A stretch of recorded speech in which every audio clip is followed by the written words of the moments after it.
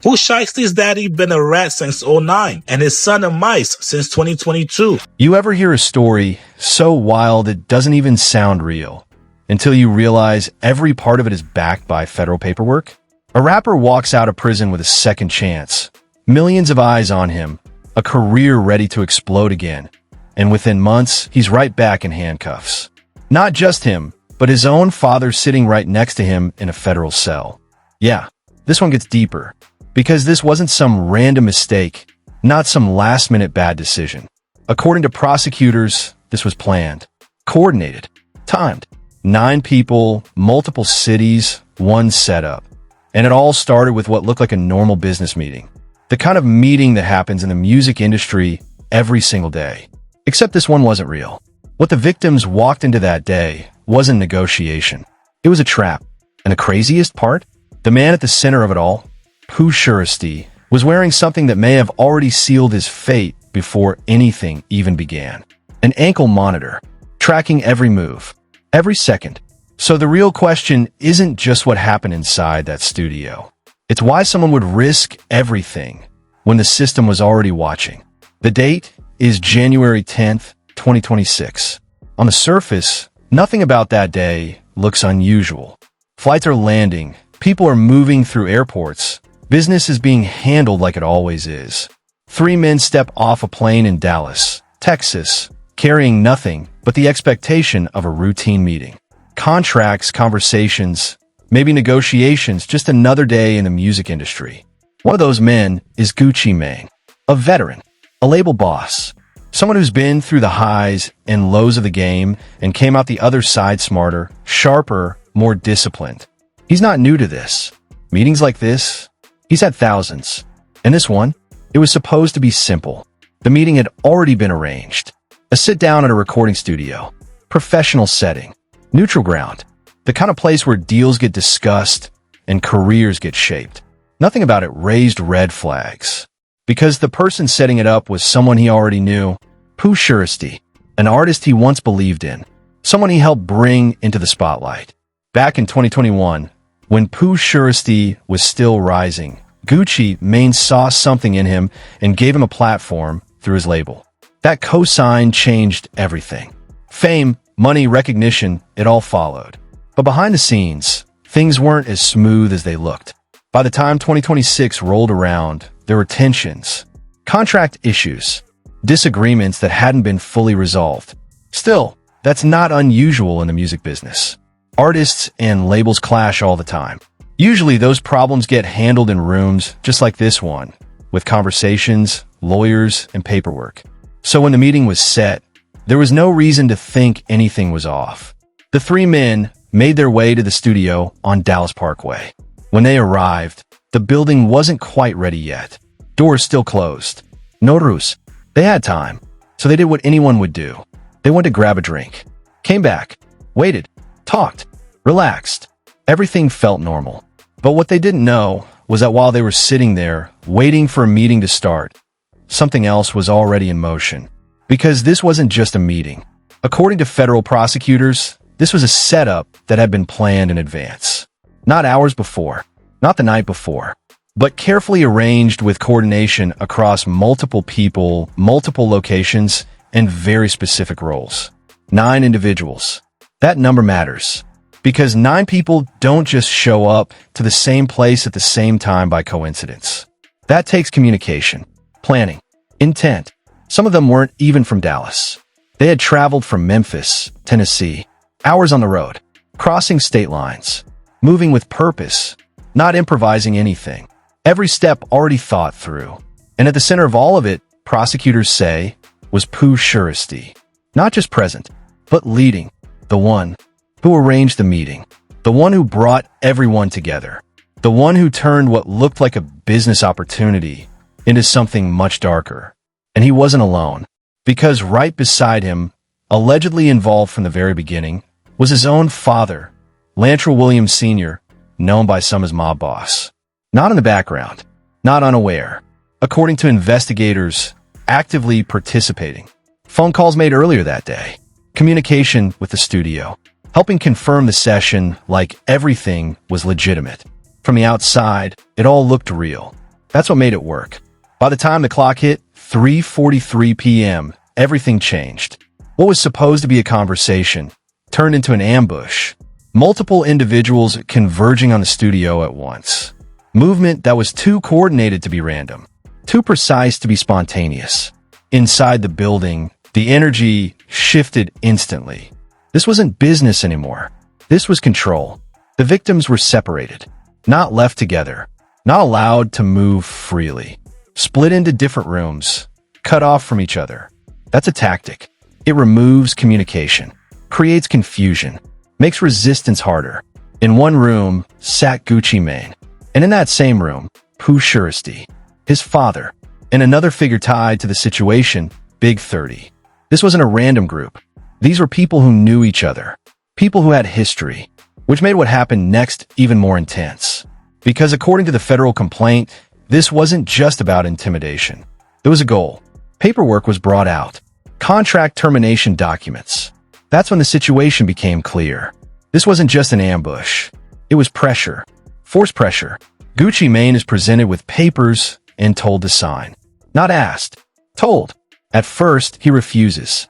In that moment, the refusal, that's when everything escalates. Because now the plan isn't going smoothly. Now force becomes the next step. And according to prosecutors, that's exactly what happened. A weapon is produced. Not hidden, not subtle. An AK-style pistol. Suddenly, the entire situation changes from intimidation to life-threatening. A gun pointed directly at a man's head inside a recording studio. Over paperwork. Over a contract. Think about that for a second. A business disagreement, something that could have been handled in a courtroom with lawyers and negotiations, is now being handled with a firearm. In a closed room, with multiple armed individuals nearby. At that point, the choice isn't really a choice anymore. It's survival. And under those conditions, the papers get signed. But it doesn't stop there. Because this wasn't rushed. It wasn't chaotic. It was methodical. After the signature, the document is handed over to his father for review. He looks at it, checks it, and notices something missing. A date. So they go back and force that to be added too. Every step deliberate. Every detail accounted for. And then, to take it even further, a phone comes out. Recording starts. A verbal confirmation is captured on video. A statement, spoken out loud, confirming the release. Why? Because that creates evidence. Something that can be used later. Which shows this wasn't just about the moment. It was about controlling the narrative afterward too. Meanwhile, in another room, the rest of the group is dealing with the other individuals. Holding them. Restraining movement. Maintaining control of the entire space. This wasn't one incident happening in isolation. This was multiple things happening at once. Coordinated, structured, and according to investigators, it didn't stop at forcing signatures. Because while all of this is happening, property is being taken. Jewelry, cash, personal items, high-value pieces, watches, chains, accessories, things that aren't easy to replace. Things that carry both financial and personal value. And in at least one case, things got physical. One victim reportedly choked to the point where they nearly lost consciousness. Not just threats anymore. Actual violence. Real harm. The kind that leaves marks. The kind that shows up later as evidence. At this point, the situation inside that studio isn't just dangerous. It's unpredictable. Because when you mix weapons, multiple people, and high pressure, anything can happen. And for the people inside those rooms, there's no way to know how it ends. Whether they walk out or don't. That's the level it had reached. And all of it, every second, was unfolding in a place that was supposed to be safe. A recording studio, in the middle of the day, in a major city. And the craziest part? This was only the beginning. Because what happened inside that building is one thing. What happened after, and what the federal government was already tracking in real time. That's what takes this story to a completely different level. What happened inside that studio was already serious enough. But what makes this situation completely different is what was happening outside of it at the exact same time. Because while everything was going down, while people were being separated, threatened, and forced to sign paperwork, there was something else present in that room. Something silent. Something nobody could turn off. Something that didn't need to see anything to record everything. An ankle monitor, worn by Pooh Shiesty. And that changes everything. Because this wasn't just any situation where investigators would have to piece things together after the fact. This wasn't a case that depended on witnesses coming forward or someone deciding to cooperate. No, according to prosecutors, the government already had a timeline, down to the minute. See, when Pooh Shiesty walked out of prison in October 2025, he didn't walk out completely free. He was placed on supervised release. That comes with rules, strict ones. Stay within certain locations. Avoid criminal activity. And most importantly, no firearms. And to make sure those rules are followed, the system uses tools. One of those tools is GPS monitoring. That ankle monitor wasn't just for show. It was actively tracking his movements 24/7. Every step, every stop, every address. Logged, stored, and accessible. So when January 10th, 2026 came around and he allegedly stepped into that Dallas studio, he didn't just walk in alone. He walked in with a digital trail attached to him. And according to the federal complaint, that trail leads directly to the scene. Exact location, exact time, no confusión, no guesswork. Think about how different that makes this case. In a typical situation, investigators spend weeks or months trying to place someone at a crime scene. They rely on cameras, witness statements, maybe phone data if they can get it. Here, they already had it. Before anyone even started talking. Before any arrests were made. Before any social media posts surfaced. The location data was already there. And it didn't just place him in the city. It placed him at the exact building. During the exact window when everything was happening. That's not circumstantial. That's direct. And it gets deeper. Because prosecutors didn't just rely on that one piece of evidence. They started stacking everything else on top of it. Phone records. Every call made. Every tower ping. Every movement tracked across state lines. Because remember, this wasn't just local. Multiple individuals had traveled from Memphis to Dallas. That's hours of driving. And phones don't just forget that. They connect to towers along the way, leaving a path behind them. A path investigators can follow step by step. And according to the case, that path shows coordination. People moving together, arriving around the same time, leaving around the same time. That's not random movement. That's organized.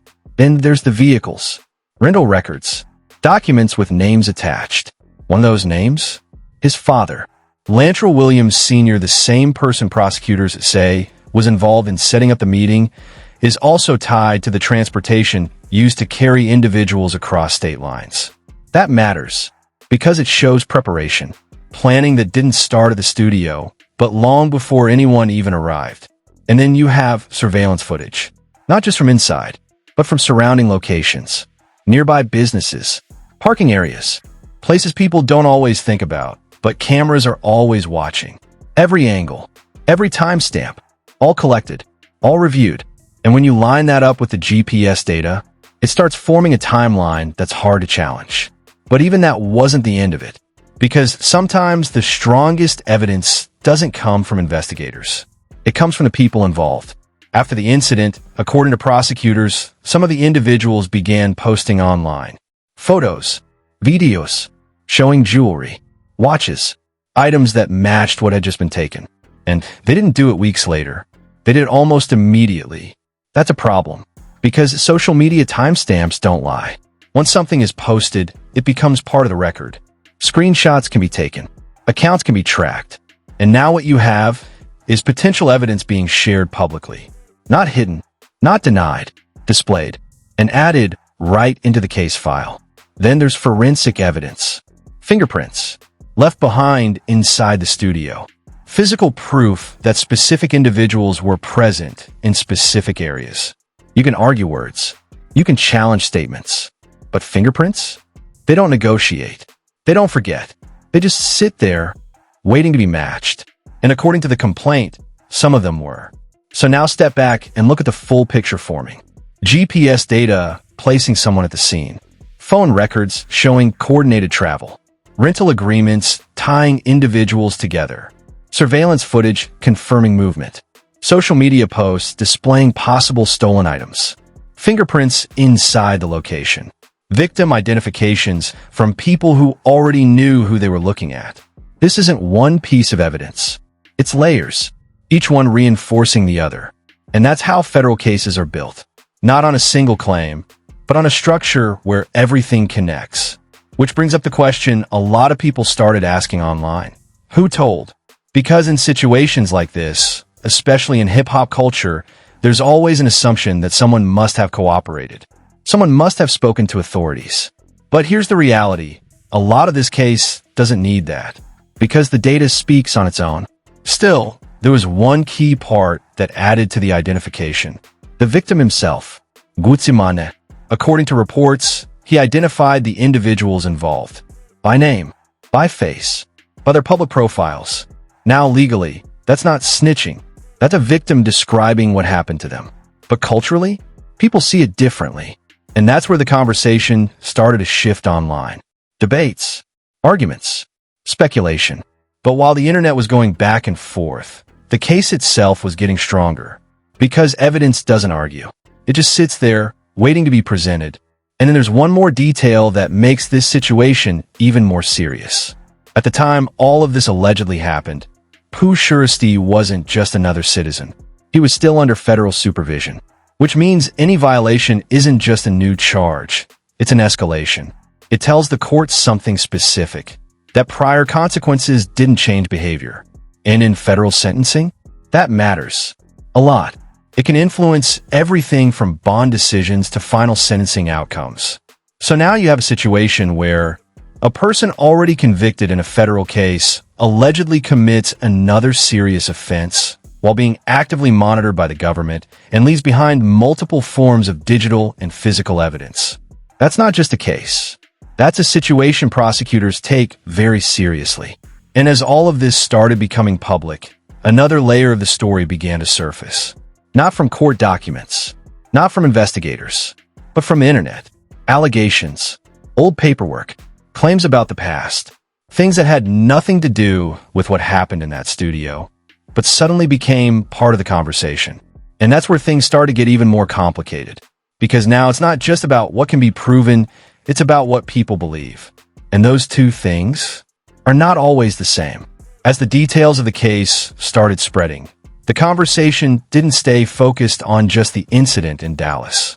It moved somewhere else, away from courtrooms and straight into the internet. Because once a story like this hits the public, it doesn't just live in legal documents. It takes on a life of its own. Opinions start forming, narratives start building, and people begin looking for answers to questions that don't always have clear ones. The biggest question? Not what happened, but who told? That word alone carries weight, especially in hip-hop culture. It can reshape reputations overnight. And once it enters the conversation, it becomes hard to separate fact from assumption. That's exactly what happened here.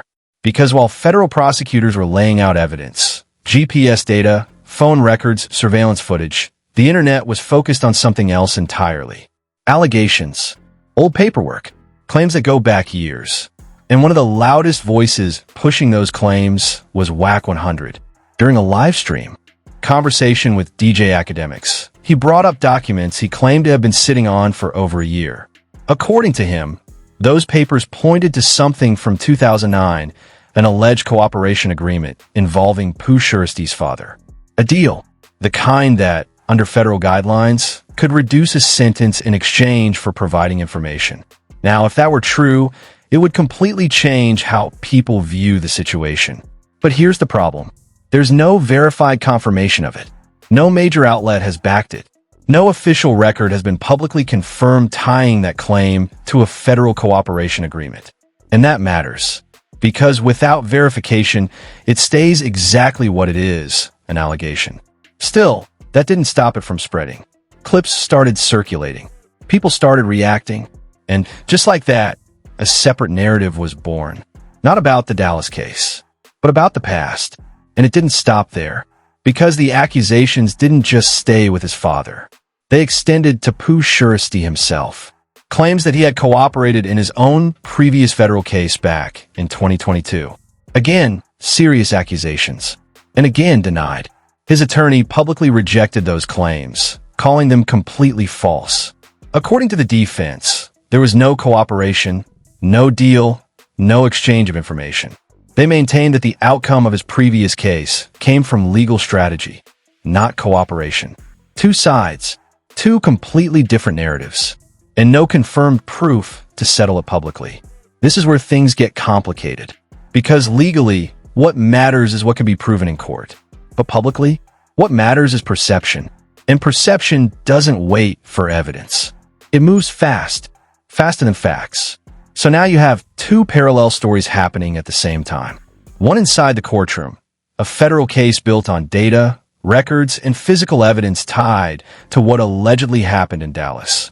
And one outside, a debate about credibility, loyalty, and accusations that may or may not be true. And the two don't always align. While people online argue over paperwork and rumors, the legal system stays focused on something much simpler. What can be proven? What can be shown? What can hold up in front of a judge and a jury? And based on what's been described so far, the case itself is already significant. Multiple defendants, serious charges, federal jurisdiction. These aren't minor accusations. Kidnapping, armed robbery, conspiracy. Each one carries weight on its own. Together, they can change a life permanently. And then there's the timing. Because when Pooh Shiesty walked out of prison in October 2025, he was close. Closer than most people realize. His supervised release wasn't supposed to last forever. In fact, he was only months away from completing it. Months away from being fully free. No ángel monitor. No restrictions. No constant oversight. Just a clean slate and a second chance at his career. And that's what makes this situation hit differently. Because it wasn't like he had years left. It wasn't like freedom was far away. It was right there, within reach. All that had to be done was wait. Stay out of trouble. Follow the conditions. Let time pass. That's it. But according to prosecutors, that's not what happened. Instead, they allege he stepped into a situation that violated everything tied to that release. And if that's proven true, it changes how the court sees things. Because when someone commits a new offense while already under supervision, it signals something specific to a judge. That prior punishment didn't work. That the risk of repeating behavior is still there. And that can influence sentencing in a major way. Not just in terms of years, but in how those years are decided. And it's not just him. His father is also facing charges. Same case, same situation. A father and son, both in custody, both tied to the same set of allegations. That alone adds another layer to the story. Because this isn't just about one person making a decision. It's about a family dynamic being pulled into a federal case. And when you look at the bigger picture, it starts to feel less like a single moment and more like a chain reaction. One decision leading to another. One step creating consequences that build over time. From a business disagreement, to a planned meeting, to an alleged ambush, to a federal investigation backed by digital evidence. And now, a case that could take years to fully play out. Because that's how federal cases work. They don't move fast. They build slowly, carefully. Every detail examined. Every piece of evidence reviewed. Multiple defendants mean multiple defenses. Different strategies. Different timelines. This isn't something that gets resolved overnight. It can take a year, sometimes longer, before everything reaches a courtroom, before arguments are made, before outcomes are decided. And until then, everything stays where it is right now, in process. Unresolved, still developing. But even at this stage, one thing is clear. This situation didn't come out of nowhere. It didn't happen in isolation. It was built step by step through decisions that led to this exact point. And now, the outcome isn't in the hands of the internet. It's not in live streams. It's not in comments or opinions. It's in a federal courtroom where narratives don't matter. Only evidence does. And whatever happens next will be decided there. If you made it this far, you already know this story isn't just about music. It's about decisions, consequences, and how fast everything can change. And the crazy part? This case is still developing. What comes out next could shift everything we think we know. So if you want real breakdowns like this, no hype, No shortcuts, just the full story. Make sure you hit that subscribe button and turn notifications on. Drop a comment and let me know what you think about this situation. Was this all inevitable, or could it have gone differently? And if you haven't already, go check out the next video on your screen, because this story, it's far from over.